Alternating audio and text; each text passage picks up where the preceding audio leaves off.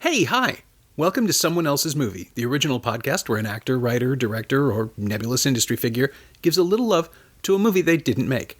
I'm Norm Wilner, senior film writer for Now Magazine, and this is the other thing I do.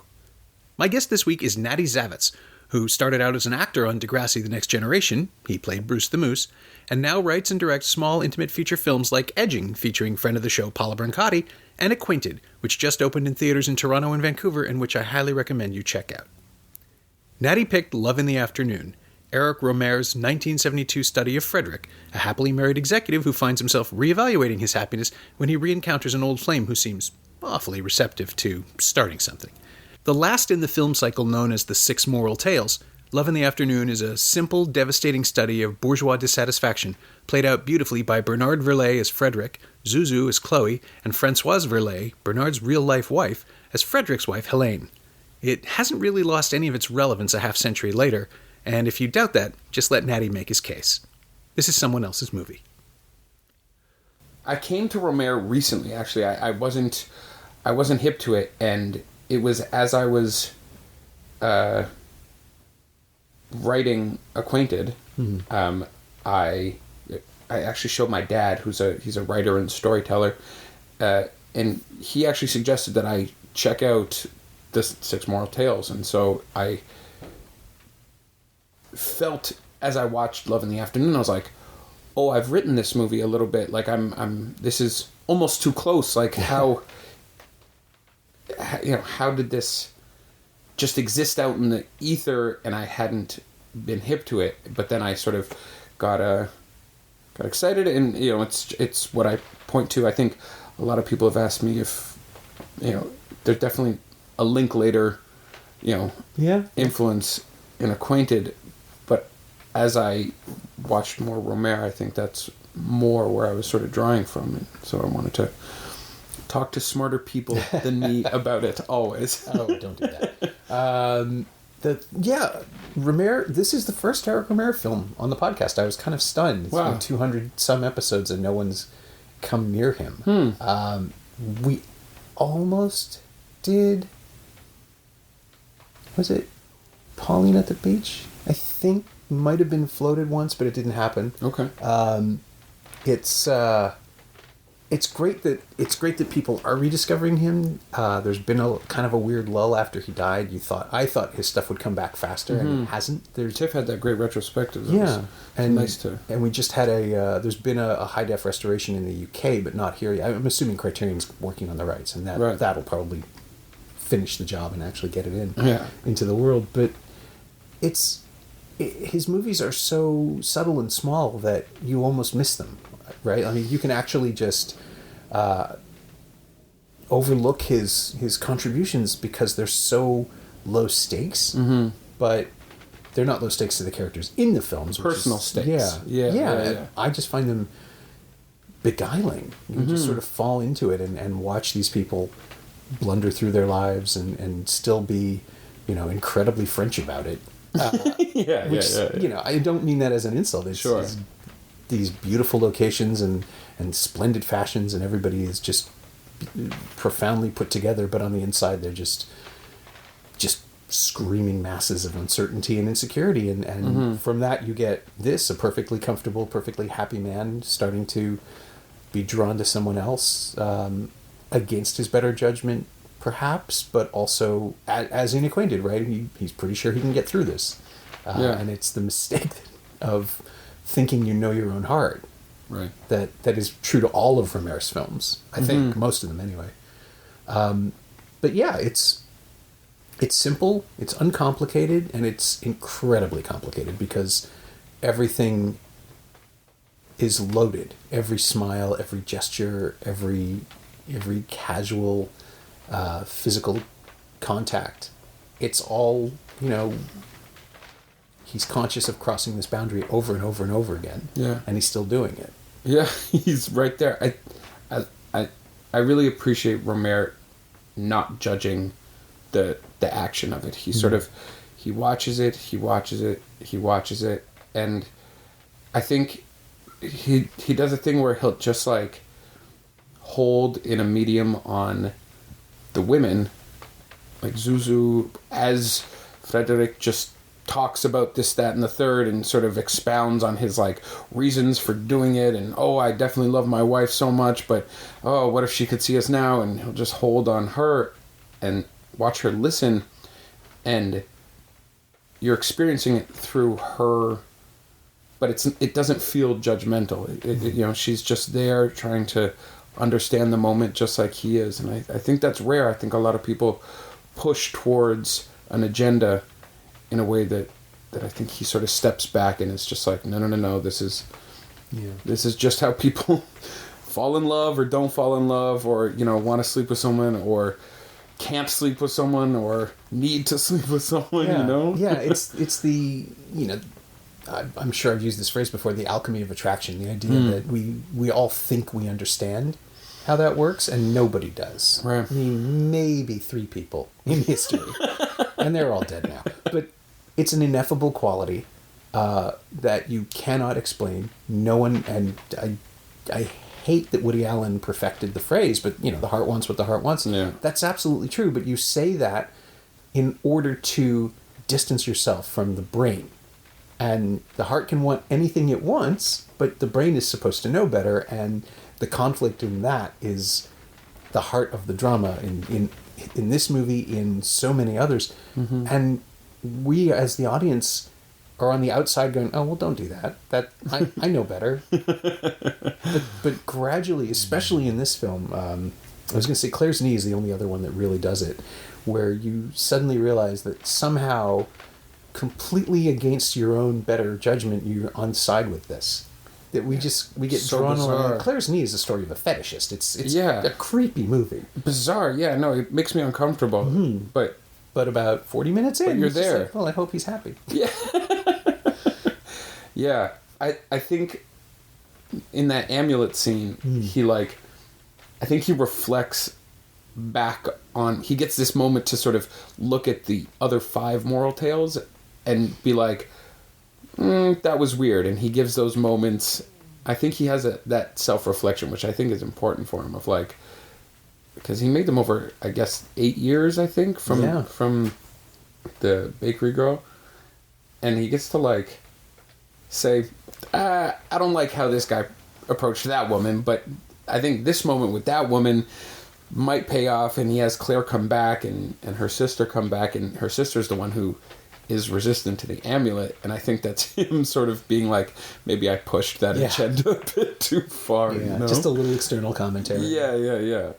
It counts for, you know, it's maturation. It's there, you know? Yeah. Yeah. Which is nice. And it's so, I'm forgetting how long it is, but I remember it being, it's 98 minutes, and it packs in an entire lifetime, like, basically, of moral choices. And we are seeing decisions that will have not just lasting impact on his life, but they'll resonate throughout everything else. And and it feels so considered, and it does feel like the last of this cycle. It feels like the one where he's been ruminating on decisions, as you say, and rethinking some earlier choices, and giving Frederick a chance to maybe represent the right call. Yeah. But he just has to understand what he's doing. Like we are rooting for him to figure out not to be an idiot, basically. Don't brick this great thing you have going. Yeah. And both women are portrayed reasonably. Yeah. There's no temptress aspect of it. No. It's just an attraction. She's not out to ruin his family. Mm-hmm. He's not looking to leave his wife, really. But the stakes suddenly just ratchet right up, and here we are in this moment after moment where it would be simpler for them to just leave the room, and neither of them does it. Yeah, and so we get pulled into that attraction. Chloe pitches it. I think she's like, "This, we just need to quit it," and I think that draws him in further of saying, "Oh, now we have this emotional bond," which in my experience with wanting something outside of a relationship that I'm in, there's that little secrecy. All of a sudden, that's a more precious thing than this comfort in, your relationship, which is a relationship, and daily and stuff like that. But all of a sudden, you have this excitement about intimacy, right? Yeah, like you're experiencing intimacy with another person on a level that you don't get, right? Because all shared secrets within a marriage are, there aren't new ones, right? That you know your partner, you're there, and now we have this other thing with this other person, and just her saying we shouldn't do this makes him want to do it even more. Because, so you want to also. You're telling me that you have the same impulse. Yeah, and the honesty of that is, the honesty of the film, of knowing, seeing, and understanding, and just letting us see this forming. I think Rohmer, he's very patient.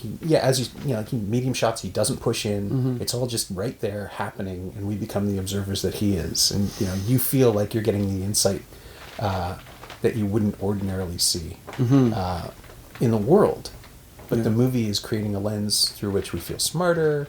We feel, that was the sell on his movies at the time, right? Oh, these are the good, art house films. These are elevated. They're literary. And, they're thoughtful. They're for grown-ups. Yeah. It's like, but everybody's just fucking everybody else. Exactly. It's not more. It is more adult, I suppose, but it's not like you could go see a French film and be proud of yourself.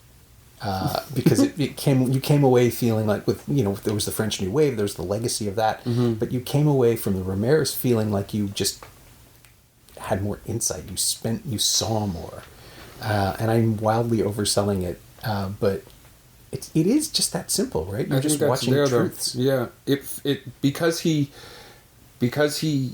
just keeps his camera on a tripod and just watches, and I think it feels like documentary, and you're just in these people's lives, and I think that's true. I think which is nice.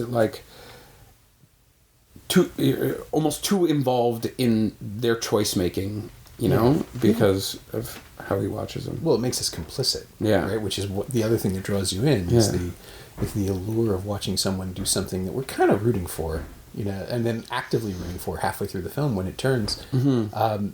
But it's obviously, if it didn't happen, there wouldn't be a movie. We're here for the conflict. We're here for the sweet, delicious torture of romance and all that. but it plays as pragmatism. Right? It's just completely ordinary. If I do this, then this happens, and I'll be fine. And he's just wrong. He's just deluding himself. Yeah. The idea that, maybe we can have an affair and no one finds out. Maybe it'll be fine if we do have an affair and everyone finds out. I just want to do this. And he talks himself into making a bad decision. That's the whole, the internal monologue of someone who is definitely knows he's doing the wrong thing, but refuses to put it in those terms. So he keeps moving the goalposts and adjusting, and justifies it. Again, that's something that comes up in Acquainted as well. Just the constant stream of slight changes to the plan where it's like, no, we'll just hang out. Well, we'll kiss a little. Well, and it just keeps going. I think, he lets... What I like...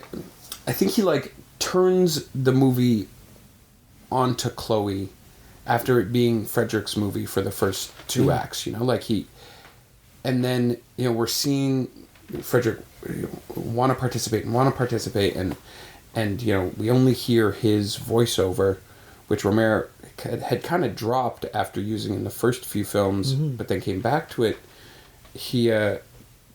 And then I think it ends up as the impact on the women in Frederick's life, rather than I don't see much change in him.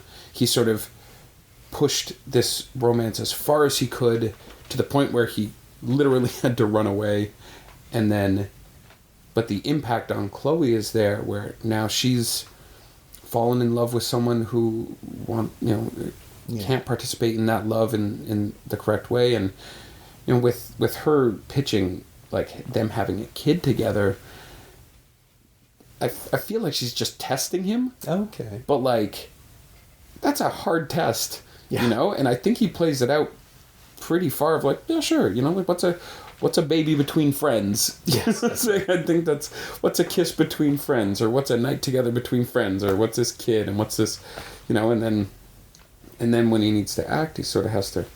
That's when he runs home and you see that his wife it's wrecked her. Him not being present, and these collection of lies, and it's that I took a lot of influence from with Acquainted and the emotional withdrawal. Yeah, and the turn towards seeing the effect, you know, of in the relationship itself as a sort of. I guess that's a spoiler. That's okay. People watch the movie. It's not about. Yeah, I mean, it really isn't. I thought about this when I was writing the review too. It's like, how far do I go in describing the plot? And it's sort of about. I mean, the film is kind of about inevitability, but it's also mean to start saying that out loud.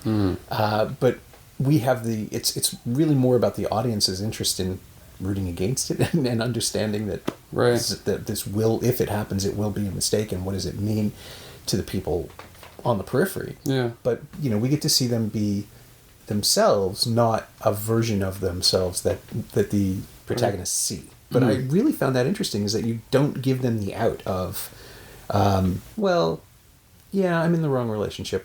I deserve something else. Yeah. They're nicely paired. They're good people, and it's just all on him. Could be happy. Yeah. Probably are happy. It's that you know, that's what's so. And both of your films have home ownership as the trigger for these horrible events.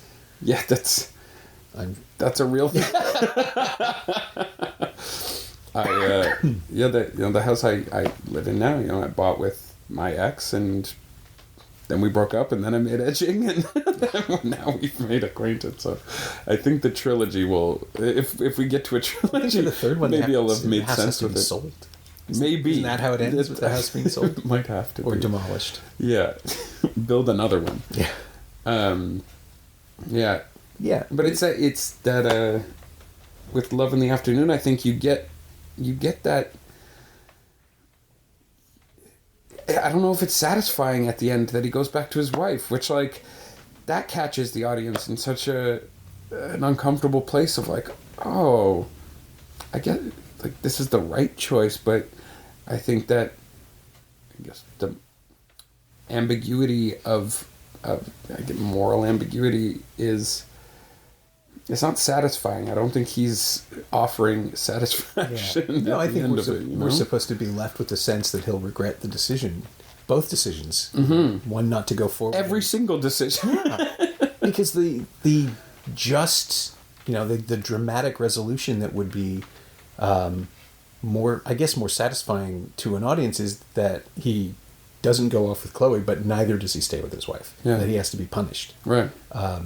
For morally, because that's what we expect. Mm-hmm. Or that he goes off with Chloe and they live happily ever after because she should have been the one all along. Mm-hmm. But the decision to go back and be a, you know, in quotes, be a good husband, I think is his real punishment. He's punishing himself for his transgressions, I think. Yeah. But he can't articulate that. Wow.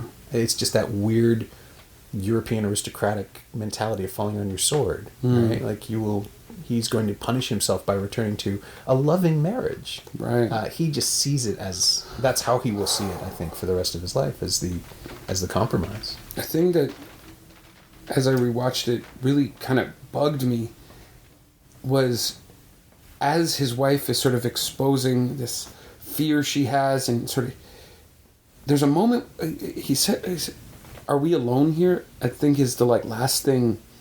Or no, the last thing is, let's go to a room.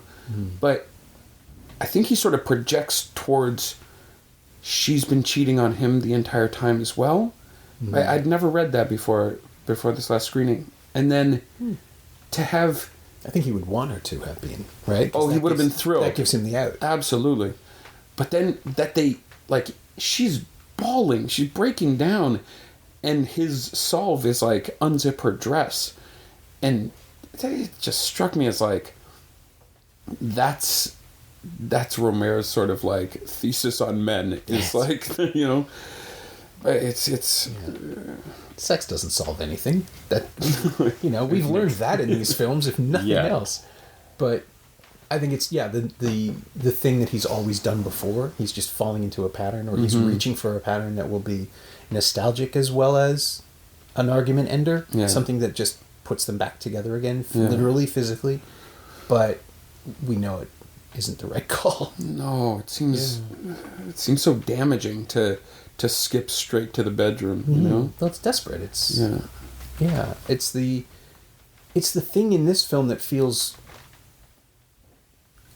Weirdly enough, I'm going to bring up Eyes Wide Shut, which ends with that exchange. I know what we have to do now. Yeah. And what's that? Fuck. And it's like Kubrick treats that as a triumphant ending. Right. I mean, you could argue that it's satirical and corrosive, but the whole story of that film is this couple getting back together physically, properly, figuring themselves out again. Mm-hmm. And it felt to me like a weird, empty echo of the relationship they used to have. Like, it won't be the same because we just had the scene with Cruz finding the mask in the bed, and that trust is shattered, and whether it's a dream or not, that's what this whole thing has been about, is that he can't trust his wife. And so to have her express interest in sex at the very end, yeah, okay, I get it, but then there's this clown music starting up, so I don't know that Kubrick intends that as a big happy out. Right. And Rohmer gets that. Yeah. He understands that sex is sex.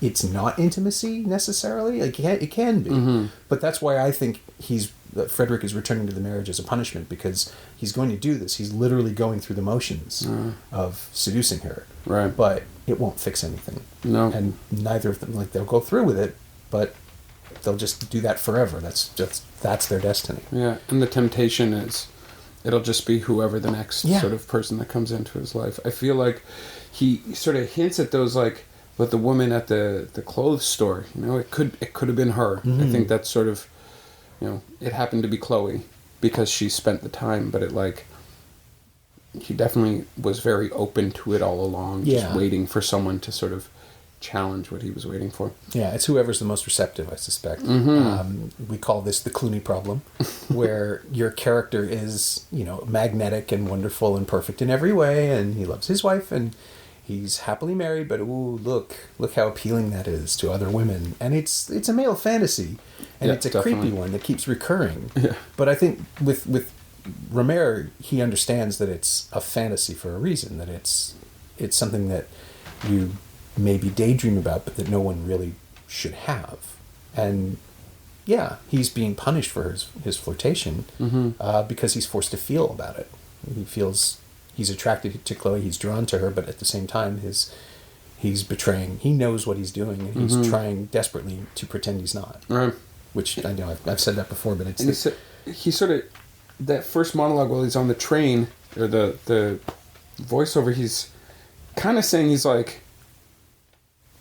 he says, my attraction to these other women only fosters my attraction to my wife, and yeah, sure. Like, all right, man. if that's what works for you, but because it's in voiceover, I think you just take it, right? You sort of like, you don't question. No, you're like, oh wow, that's so benevolent. Yes. That's what a beautiful gesture, how romantic, and instead of feeling. Yeah. That's such an empty, loaded statement. Yeah. Like, if someone actually said that, you would say, oh, come on. You wouldn't believe it. No, you're just attracted to these people. Yeah, but these are the lies he tells himself. Mm-hmm. And eventually he starts to believe, or maybe he does already believe it by the time we catch up to him, but then when he acts on it, it challenges everything, and it shatters his image of himself as a nice guy, which, now that plays even creepier, because we're in this place now where we're constantly, hopefully, interrogating what it is to be a good person and to perceive yourself as an ally or as a friend, when he's just running around preying on single women. Yeah. I mean, again, you could kind of hand wave it then as, well, it's French, that's what they do. Mm-hmm. But the whole culture of mistresses and things, that's also predatory, and it's transactional, and it's all, And he sort of, because we see some of his like business partners be more sort of blatantly shitty towards his secretaries, as sort of Frederick just sort of laughs and is a bit uncomfortable. Mm-hmm.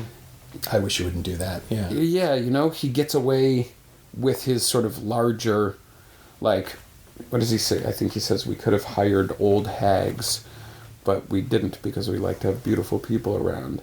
Which, like... It's not great. It's not great.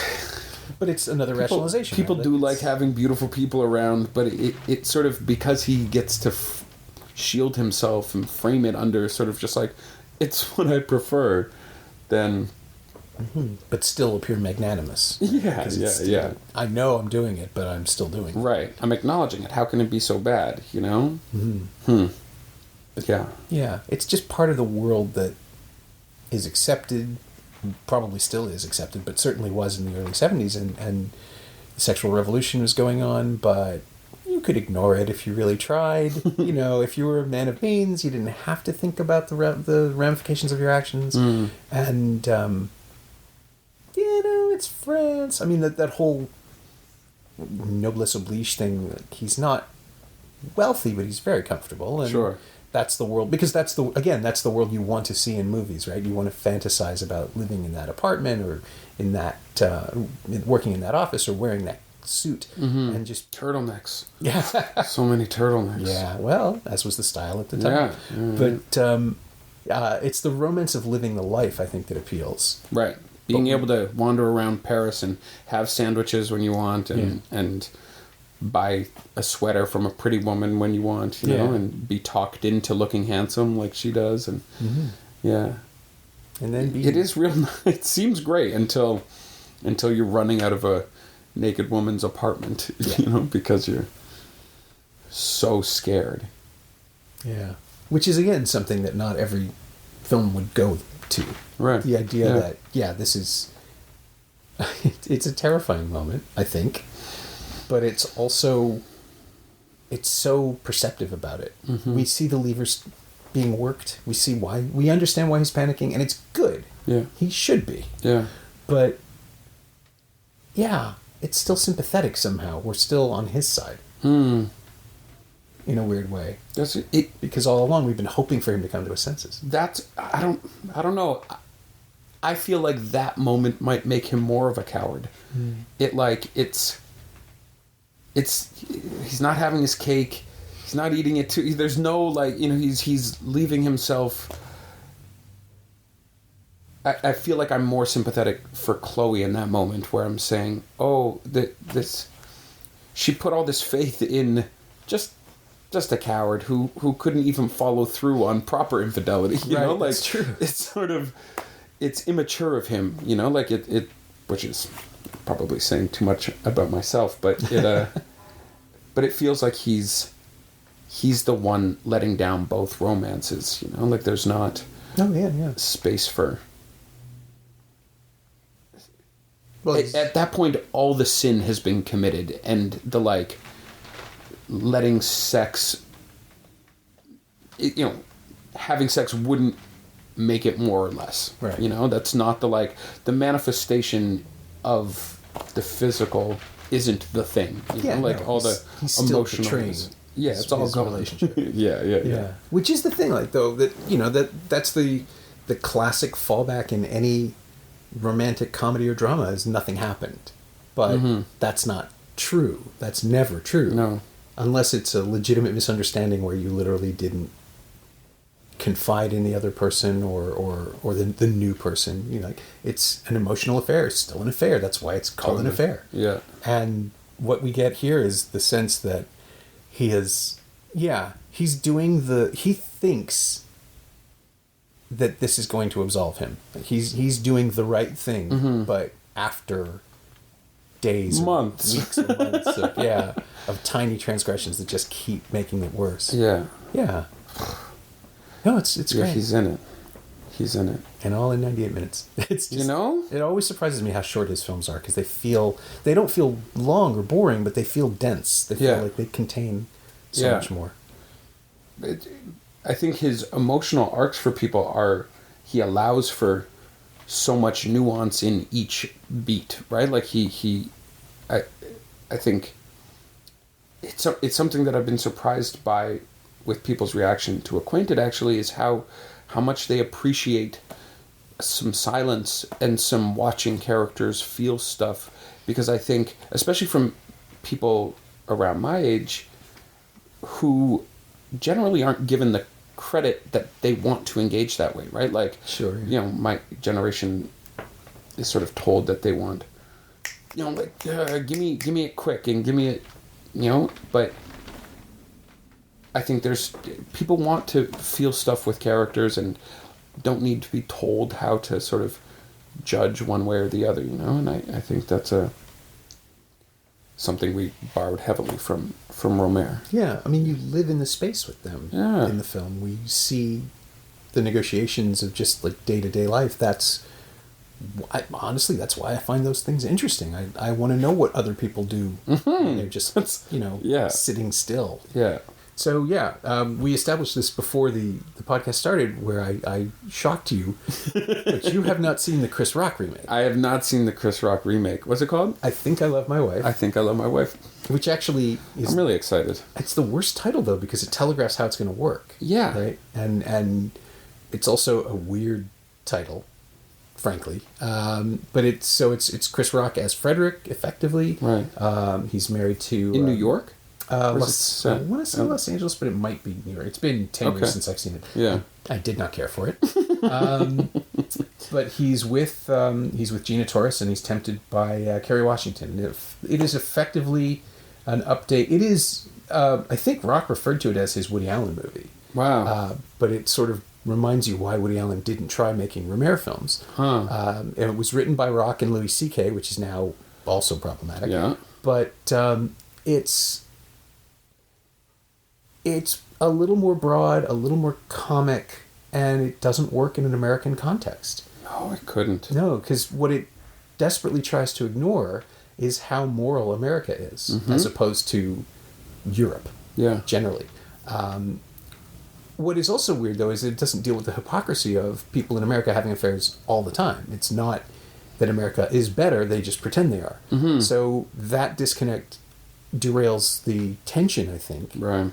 And as much as I like Chris Rock, I just don't think he's the right guy to play this role. He's There's a mustache that he's got in the poster that doesn't ring true for him. I feel like that's not the Chris Rock mustache. Yeah. He's, as an actor, he's got a pretty narrow lane. Mm-hmm. He plays a version of himself that isn't, like, there's nothing wrong with that. That's a strength, really, for comedy. But he's trying to play someone who's more conflicted than he's able to comfortably express on camera, I guess. It's tough. Yeah. I think that, like, being able to play both sides of that desire is not easy. I think it's a real challenge. I think that's what, Chloe in Love in the Afternoon does so well is tempt but not cross lines until she feels ready to, but you can see the sort of path to her crossing the line, Yeah, she has to be invited in. Yeah. Kerry Washington's character is much more predatory in the Rock film. Right, she's trying to fuck up the relationship. Or she's just trying to fuck him. Right, okay. And not caring about the relationship. Right. Which is something, it's a different calculus, right? Like, it's a different Definitely. moral and emotional place. Yeah. But the other problem, I think, is that Rock directed it, and someone else might have gotten a better performance from him. Someone who was just willing to push him a little bit. I have no idea how people act and direct at the same time. Yeah, it seems impossible to me. I've acted a little bit in my life, but and I couldn't imagine stepping from behind the camera. In Acquainted, literally just walk by in one scene, and I hated it. I can't stand. I'll never do it again. My producer pressed me into doing it as a little cameo, but I hated it so much that I fucked up one of the takes because I was watching the performance too much as I walked by.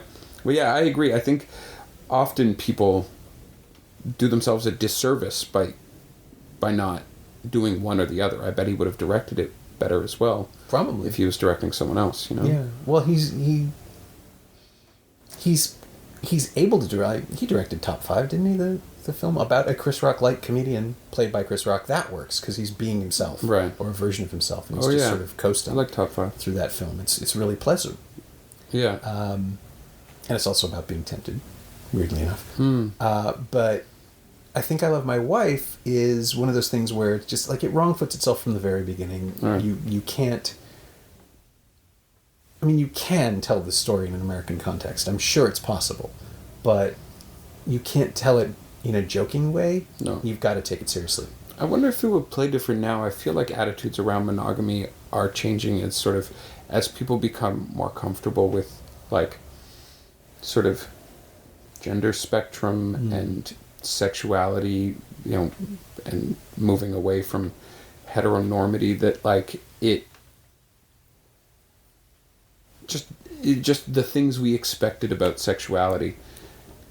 I wonder if it would play different now. Yeah. I wonder if there's a more understanding or an audience to. I think people would, 10 years ago, would be grossed out that they're seeing themselves on screen in that way. Oh, I see. Yeah. And now might be like, oh, okay, it's not just me. Like, I hope so. I hope that there's space for that. Yeah, I mean, I want to believe there are stories that haven't been told yet that we can see. Gotta be. That we can Yeah. enjoy and understand. Yeah. The other thing that I wonder about is whether or not it's simply that now, like, we are, 60 years into generations that have lived longer than any previous generations, and it's just regularly, it's expected that you're going to be, unless you get hit by a bus or get sick, you're probably going to make it to 90. Just crazy. And you should expect this, or 100. And marriage is a concept, and I'm Kate and I are celebrating our 15th anniversary in May, and we're very, thank you. 50. We're all 15, yeah. 50, wow. 15. I was like 50. I was like, you keep saying 50, Jesus. it's freaking me out. But no, 15's amazing. Yeah, we've been married 50. We will have been married 15 years next month. Wow. And it's one of those things where, like, I'm perfectly content. It's a good marriage. I love her. She loves me. We're happy. Mm-hmm. But I could also understand that, we got married in our 30s, and if you get married in your 20s, 15 years is 40. Yeah. 25 years is 50, yeah. And you're still looking at another 50 years. Like, I get that sense that marriage itself is being rethought. Like, it's no longer a taboo to get divorced, obviously, but now it's not even a taboo to refer to a marriage in progress as a starter marriage, which a friend of mine did once, and it freaked me out. Yeah. It's like, what do you mean? You're not gonna, you don't see this as, and what he meant was he was just trying to figure out how to do it. Right. But he had every intention of staying, but just knowing that there's that making psychological best effort doesn't equal staying in something that's unpleasant. Yeah. Huh. Yeah. And just the idea that marriage is now something that you can get out of easily if you need to, that just sort of devalues the commitment, potentially, right? Or someone said in the Q&A at our premiere the other day, they were like, not even that long ago, 100 years, 150 years ago, by the time you were bored in your marriage, you were going to die anyways, so you might as well just stick around. Exactly. And that's that. I mean, that was a thing that Rohmer probably would have been aware of too. Yeah. The sense that you expect it to be forever because you have no conception of forever actually lasting. Mm-hmm. Forever is a long time. Yeah. I've been realizing that, like, so I was with my ex for the bulk of my 20s on we bought a house and we're on a path to having children. We weren't, if things had continued at the trajectory they were on, at 25, if you'd told me that at 31 I didn't have 2 kids, I'd be surprised. Okay. Right? And so I've been reconciling younger Natty's expectations of who 31-year-old Natty would be, and I don't feel old, but I feel behind who I'd expected to be at this point. Instead of having kids, I think I made these 2 movies, but that's not bad, you know? But also my sort of perspective on commitment has pivoted in a way that feels new. And I think that I see a lot of friends who were in those in similar relationships to mine with like people they met in university, you know, and then marrying those people because that's the trajectory. Right, that's what you do. But now they're getting divorced. Yeah. Right? And so, which, like, hopefully best for everyone, but I feel a perspective on marriage that, like, I got about as close to it as, you know, like, the government considered me married. Sure. You know? But I didn't go through the process, and I think it's something that my generation is new for us because success in love we know isn't marriage. Mm-hmm. Right? I think we're all aware because we saw our parents and it didn't. I think we're the first generation where, like, we all know that monogamy's or like forever love might be bullshit, you know? And we can talk about it a bit more openly because we're seeing all our parents sort of going through it. But yep, maybe Chris Rock should remake it again now, and that'll play. There'll be a better audience for it now. Yeah, I wonder. He would probably cast somebody younger. He couldn't do it himself. Probably. Maybe that's the point. Yeah. Although, Chris Rock in his, what is it, 50s? Probably. He's got to be my age. Yeah, I'd say like 50. Yeah. He's got teenage daughters, I think. Mm-hmm. Yeah, that's around right. Yeah, yeah. He was making movies in the early in his early 20s and 30s. I wonder. I mean, I wonder what it would look like now. Mm-hmm. It would, realistically, it would probably look a lot like your movie, which is how we get to the final question of the podcast, which is, you know, what, if anything, have you lifted, borrowed, stolen, or incorporated from Love in the Afternoon into your own creative work? I think, I think in Acquainted we tried to not judge, and it was something that we really worked towards in the script, and didn't want any one character to be wrong or right, and I think we sort of lead rightness or wrongness in a couple different directions and then come back towards it, you know? And I think that's something that Rohmer did so well, is let characters be bad but justify the badness, or let characters be seen as better but then show that there's some maliciousness to it. And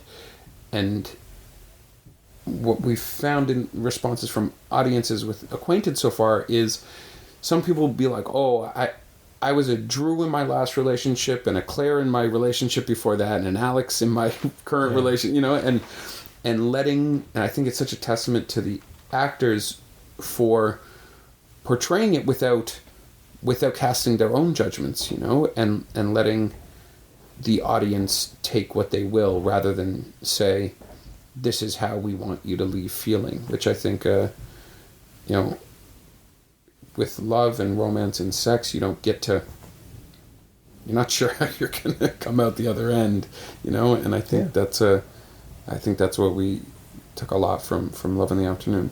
Yeah, I mean, the film understands that nobody's just one thing. Nobody's just one person. You know, there's a side of yourself you show to your partner, there's a side of yourself you show to your friends, and then there's the thing that comes out when you're attracted to somebody and you're trying to amalgamate all your best selves and show them that. Mm-hmm. And it's wise in a way that Rohmer's films are, I think, to show that, to point that out to the audience and explain. And it, you know, it's, that tells me the movie gets me, that it understands that I'm watching it looking for those things, not just passively sitting there watching pretty people. It is a conversation with the audience saying, you know, maybe this isn't how you're expecting it to go. Right. I think that's smart. That's why you called them moral tales, right? Yeah. Because they're there to challenge us. The Twilight Zone does the same thing in a bizarre way. What would you do? So probably the gremlin would eat me. Right. But that universal sense of, this is the sort of situation that anyone can find themselves in, and it is how you see it that defines how you respond to it.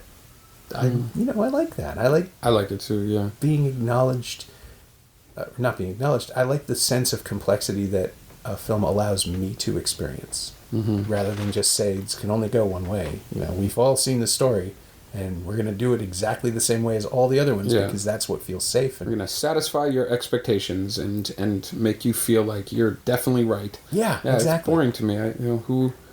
That's not what I'm going to the theater for, Mm-hmm. Yeah.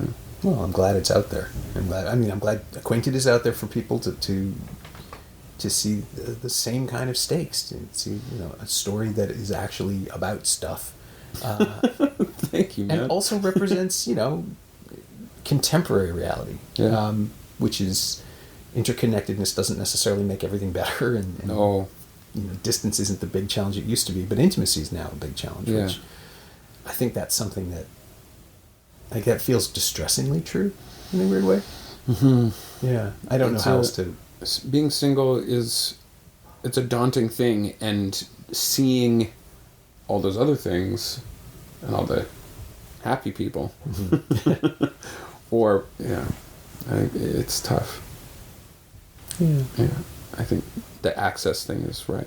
Yeah, but the culture will help us understand. Yeah. We're doomed. It's all bad. We're all...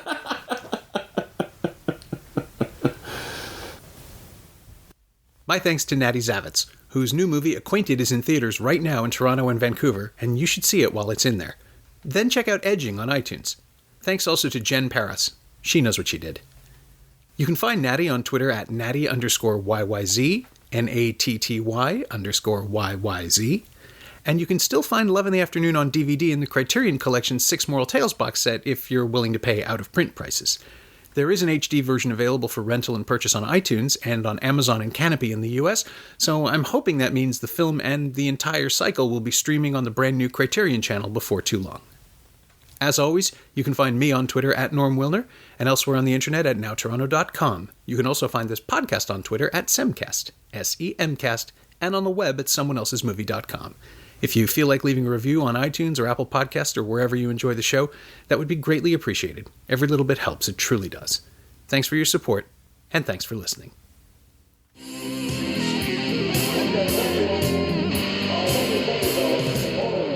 Hold it, fellas. I'm afraid you're just too darn loud.